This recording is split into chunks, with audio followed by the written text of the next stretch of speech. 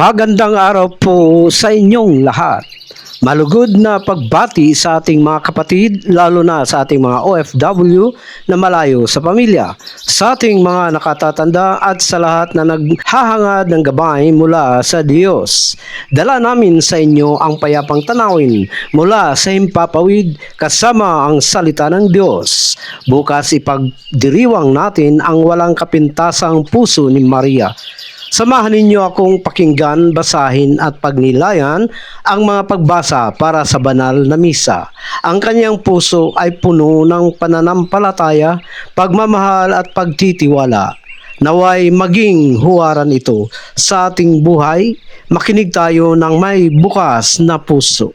Ang unang pagbasa mula sa aklat ni Isaias, Chapter 61 verse 9 hanggang verse 11. Ang kanilang lahi ay kikilalanin sa mga bansa. Ako'y lubos na nagagalak sa Panginoon. Ang aking kaluluwa ay nagagalak sa aking Diyos. Gaya ng lupang nagbubunga, gayon din ang Panginoon ay nagbubunga ng katuwiran at papuri sa harap ng lahat ng bayan. Ang paliwanag nito ay ipinangako ng Diyos na ang mga sumusunod sa Kanya ay pagpapalain. Ang puso ni Maria ay ganap na bukas sa Kanya, kaya siya ay naging tahanan ng pagpapala at naging liwanag para sa sanlibutan. Ang Salmo Responsorio mula sa unang aklat ni Samuel, mula sa chapter 2 and chapter 1 verse 4 hanggang verse 5, verse 6 hanggang verse 7 hanggang verse 8.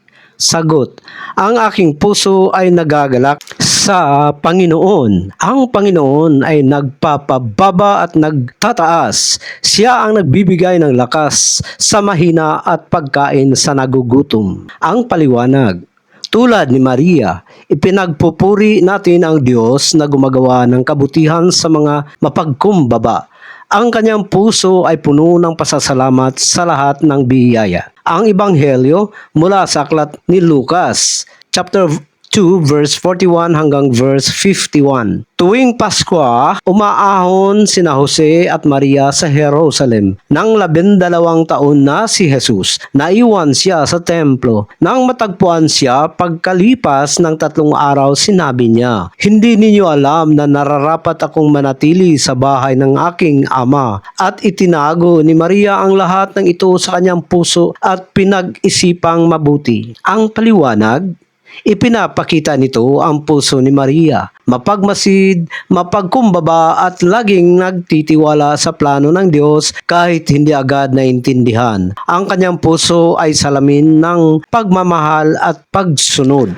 Panalangin para sa inyong lahat. Ngayon, samahan ninyo akong mag-alay ng panalangin para sa bawat isa sa inyo. Panginoong Diyos, Ama naming mapagmahal, salamat po sa salita mong naging liwanag sa aming landas. Ipinagdarasal namin ang aming mga kapatid, lalo na ang mga OFW na malayo sa pamilya. Ingatan ninyo sila sa lahat ng oras. Ang aming mga nakatatanda, bigyan ninyo sila ng mabuting kalusugan at kapayapaan ng isip, at sa lahat ng dumaranas na pagsubok, ibigay po ninyo ang lakas at ang pag-asang kailangan nila. Sa pamamagitan ng mahal na Birheng Maria, yakapin ninyo ang bawat tahanan, bawat pamilya at bawat pusong nakikinig sa inyo. Naway manatili sa amin ang inyong pagpapala at pagmamahal. Ito ang aming panalangin sa pangalan ni Jesus. Amen. Maraming salamat po sa inyong pakikinig at panunood, mga kapatid. Naway ang mga pagbasa at ang halimbawa ng puso ni Maria ay nagbibigay sa inyo ng kapayapaan, lakas at pag-asa. Huwag kalimutang ibahagi ang vlogs na ito at mag-subscribe na rin para sa higit pang salita ng Diyos. Manalangin tayo sa ilalim ng gabay ng mahal na Birhen. Ang pagpapala ng Panginoon ay sumasa inyong lahat. Paalam at magandang araw. Bye-bye!